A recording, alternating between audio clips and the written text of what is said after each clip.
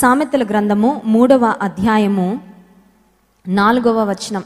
సామెతల గ్రంథము 3వ అధ్యాయము 4వ వచనం అందరం కలిసి చదువుకుందాం. అప్పుడు దేవుని దృష్టి యందును మానవుల దృష్టి యందును నీవు దయ పొంది మంచి వాడవని అనిపించుకొందు. ఇంకొకసారి అందరం కలిసి చదువుకుందాం. అప్పుడు దేవుని దృష్టి యందును మానవుల దృష్టి యందును నీవు దయనొంది మంచి వాడవని అనిపించుకొందువు. ఈ వచనం చదవగానే అబ్బా ఇది నాకు జరిగితే ఎంత బాగుండు అనుకుంటాం. కానీ అక్కడ అప్పుడు అనే మాటతో ఈ వచనం ప్రారంభమైంది. ఎప్పుడు అనే ఒక ప్రశ్న మనం వేసుకుంటే ఆ పైనున్న వచనాన్ని మనం చదవాలి.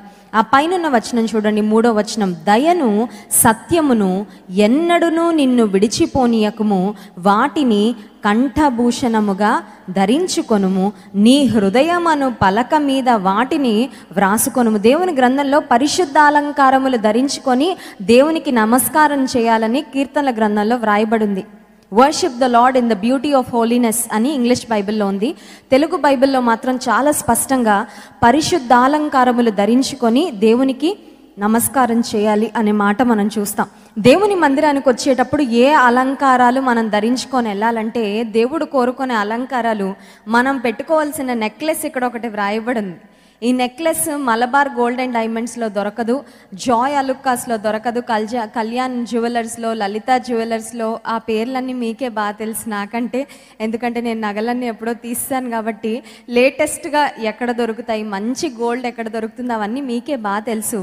కానీ ఈ లోక సంబంధంగా భౌతికంగా మనం వేసుకునే అలంకారాలు దేవుడు అసలు పట్టించుకోడు. దేవుని దృష్టిలో వాటికి ఏ విధమైన విలువ లేదు. కానీ కంఠభూషణములుగా ధరించుకోవాల్సిన 2 ఆభరణాలను గూర్చి 3వ వచనంలో మనం చదువుతున్నాం. మొదటిది దయను, రెండవది సత్యం. ఒకటి దయ, రెండవది సత్యం. దయ అంటే అర్థం ఏంటంటే కైండ్నెస్. దయ అంటే కైండ్నెస్, దయాలుత్వము, సాత్వికము, మంచితనము, ఆశా నిగ్రహం అని ఆత్మ ఫలములో కూడా మనము దయ లేక దయాలుత్వాన్ని మనం చూస్తున్నాం. దయను మనం చూపించినప్పుడంట దేవుడు కూడా మనకు దయ చూపిస్తాడంట. అర్థమవుతుందండి? మనము ఏది పంచుతామో అది తిరిగి మనకు వస్తుంది. మనం ఏది ఇతరులకు చూపిస్తామో అది దేవుడు తిరిగి మన పక్షంగా చూపిస్తాడు. లూకా సువార్త 2వ అధ్యాయం 52వ వచనంలో యేసుక్రీస్తు ప్రభు ఈ లోకంలో జన్మించిన దినాల్లో యేసు జ్ఞానమందును వయస్సునందును దేవుని దయయందును మనుషుల దయయందును వర్ధిల్లుచుండెను అనే మాట వ్రాయబడింది. ఈ లోకంలో మనం పర్ఫెక్ట్గా ఎలా బ్రతకగలం అంటే, యేసయ్యలా బ్రతికితే మనం పర్ఫెక్ట్గా బ్రతికినట్లే. మన గోల్, మన టార్గెట్ ఇలా బ్రతికితే చాలు అని అనుకోవడానికి ఒక కొలమానం, ఒక మెజరింగ్ స్కేల్ ఏదైనా ఉందా అంటే యేసయ్యలాగా బ్రతికితే మనము చాలు. యేసు ప్రభు అంట జ్ఞానమందు వయసునందు దేవుని దయయందు మనుషుల దయయందు వర్ధిల్లాడు. యేసు ప్రభు దేవుడైతే మళ్ళీ ఆయనకి మనుషుల దయ ఎందుకు? ఎప్పుడైనా ఆలోచన వచ్చిందా? యేసు ప్రభు దేవుడు, దైవ మానవుడు. ఆయన మానవ రూపంలో దిగి వచ్చిన దేవాది దేవుడు. ఆయనకి మనుషుల దయ ఎందుకండి? ఆయన మనిషిగా పుట్టాడు కాబట్టి ఆయన మనుషుల దయలో వర్ధిల్లాడు. మీరు ఎక్కడ చూసినా యేసు ప్రభు తన తల్లిదండ్రులను ఎదిరించినట్లు కానీ లేకపోతే ఇష్టానుసారంగా మాట్లాడినట్లు కానీ ఎక్కడా మనకు కనబడదు. దేవుని దయలో, మనుషుల దయలో యేసుక్రీస్తు ప్రభువు వర్ధిల్లాడు. ఇక్కడ కూడా మనం 4వ వచనంలోని వాగ్దానం జ్ఞాపకం చేసుకున్నాం.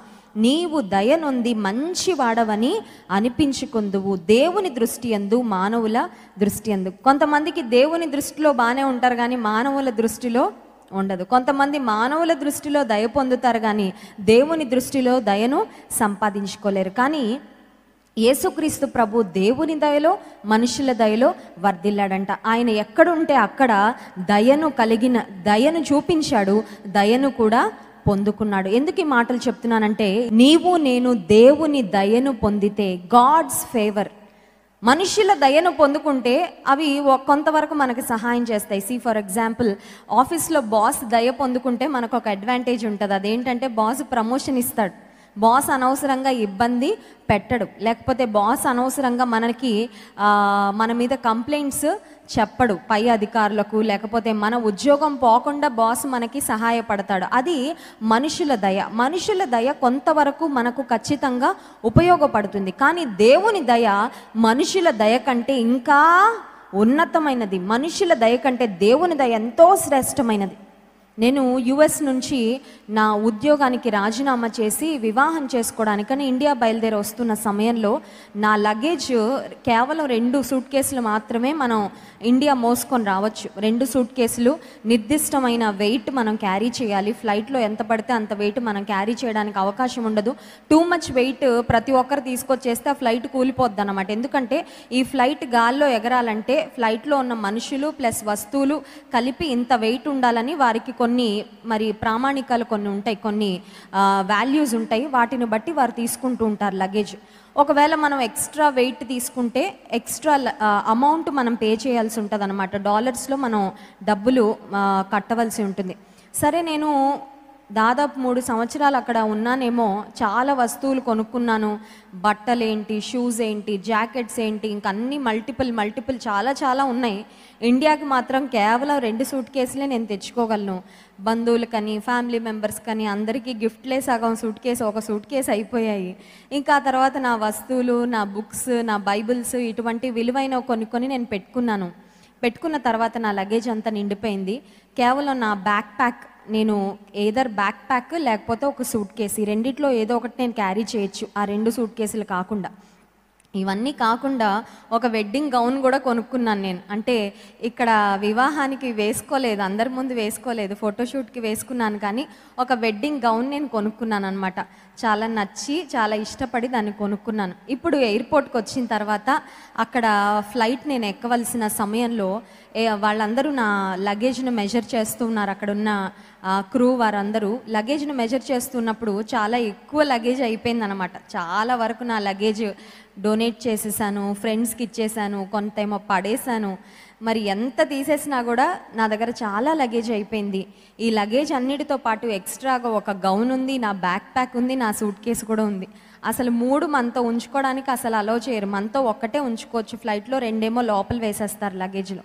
ఆ సమయంలో నేను ఒకటే వచ్చి ప్రార్థన చేసుకుంటున్నా, ప్రభువా, వీరి దృష్టిలో నేను దయ పొందడానికి నువ్వు సహాయము చెయ్యి. Let your favour rest upon me. నీ దయ నా మీద ఉంచు, వీరి దయ కూడా నేను పొందుకోవడానికి నాకు సహాయము చెయ్యి. అలా ప్రార్థన చేసుకుంటూ నిలబడ్డాను. నా సూట్ కేసెస్ 2 వేశారు. రెండిటికి ఎక్స్ట్రా వెయిట్ ఉంది. అయినా కూడా ఏమీ మాట్లాడకుండా లోపల పంపించేశారు. అప్పటికి నేను చాలా ప్రయాణాలు చేశానండి. విత్ ఇన్ ద యుఎస్ ప్రయాణాలు చేశాను. ఇండియా 2 సార్లు వచ్చాను. ప్రతిసారి 1/2 కేజీ ఎక్కువైనా డబ్బులు కట్టించేసుకునేవాళ్ళు, లేకపోతే తీసేయమనేవారు. అంత స్ట్రిక్ట్గా ఉండేవారు. ఇండియాకు నేను మరి వివాహం చేసుకోవడానికి నా ఉద్యోగానికి రాజీనామా చేసి వచ్చేస్తున్నప్పుడు ఏమీ మాట్లాడడం లేదు. ఆ 2 సూట్ కేసులో కొంచెం ఎక్కువైనా సరే లోపలికి పంపించేశారు. ఆ తర్వాత నా బ్యాక్ ప్యాక్ అది వెయిట్ చూసారంటే ఇంకా వాళ్ళు భయపడిపోతారు. అందుకని అది భుజానికి వేసుకున్నాను అనమాట. సరేలే, హ్యాండ్ లగేజ్ అని వాళ్ళు వెయిట్ చూడరని. ఆ తర్వాత నా చేతిలో ఉన్నది చూసారు, అది కూడా కొంచెం ఎక్స్ట్రా ఉంది. అయినా కూడా ఏమీ అనలేదు. ఆ తర్వాత మీ చేతిలో ఏముంది అని అడిగారు. ఇది నా wedding gown, I'm going to get married to ఇండియాకి పెళ్లి చేసుకోవడానికి వెళ్తున్నాను అనగానే అక్కడున్న ఫ్లైట్ అటెండెంట్ ఒక ఆమె వచ్చి అనింది, don't worry about your wedding gown. పెళ్ళి గౌన్ గురించి ఏం పట్టించుకోవద్దు, టెన్షన్ పడద్దు. బిజినెస్ క్లాస్లో నేను దాన్ని తగిలిస్తాను, మీరు దిగేటప్పుడు నాకు కనబడితే చాలా జాగ్రత్తగా మీకు తెచ్చి ఇచ్చేస్తాను. నేను అడగకుండానే వాళ్ళే ఎదురు వచ్చి కనీసం ఎక్స్ట్రా డబ్బులు కట్టించుకోవట్లేదు. మా ఫ్రెండ్స్కి చెప్పాను, నేను మా అమెరికన్ ఫ్రెండ్స్ నాకు సెండ్ ఆఫ్ ఇవ్వడానికి వస్తే వాళ్ళకి చెప్పాను, కొంచెం ఎయిర్పోర్ట్ దగ్గరలోనే ఉండండి, ఏమన్నా లగేజ్ తీసేయమంటే మీకు ఇస్తాను, మీరు తీసుకెళ్ళిపోండి, మీరే పెట్టుకుంటారో ఎవరికైనా ఇచ్చేస్తారో ఏదో ఒకటి చేయండి అని వాళ్ళకు కూడా చెప్పి పెట్టాను. కానీ ఆ రోజు దేవుడు వారి దృష్టిలో నాకు ఎంత దయ అనుగ్రహించాడంటే మాట్లాడకుండా అన్ని వారే ఎదురు అన్ని పనులు చేసి పెట్టేస్తున్నారు.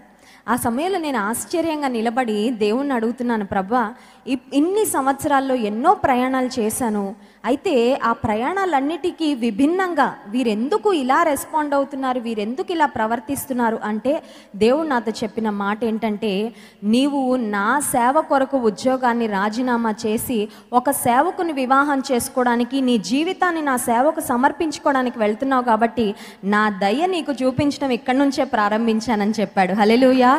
ఎందుకు ఈ మాట చెప్తున్నానంటే, దేవుడు నమ్మదగిన దేవుడు. ఆయన తన దయను మనకు చూపించడం ప్రారంభిస్తే అది సాధారణంగా ఉండదు. మన ఊహకు మించి, మన ఎక్స్పెక్టేషన్స్కు మించి దేవుడు కార్యాలు చేస్తూ ఉంటాడు. ఎందుకు ఈ మాట చెప్తున్నానంటే, దేవుని దయ ఎంతో శ్రేష్టమైనది. లోకంలో బ్రతుకుతున్నాం కాబట్టి మనుషుల దయ కూడా మనకు చాలా చాలా అవసరం. దేవుని దయ, మనుషుల దయ నీవు నేను పొందుకొని మంచివాడమని అనిపించుకుంటామంట. మంచివారు అని అనిపించుకోవడం ఎవరికి ఇష్టం లేదు? అందరికీ ఇష్టమే. మంచివారు మంచివారు మంచివారు అనిపించుకోవాలని చాలా తాపత్రయపడుతూ ఉంటాం కదండి. అందరి దగ్గర మంచి పేరు తెచ్చుకోవాలని, అందరినీ మెప్పించాలనే ప్రయత్నంలో మనం చాలా ఇబ్బంది పడిపోతూ ఉంటాం, అవునా కాదా?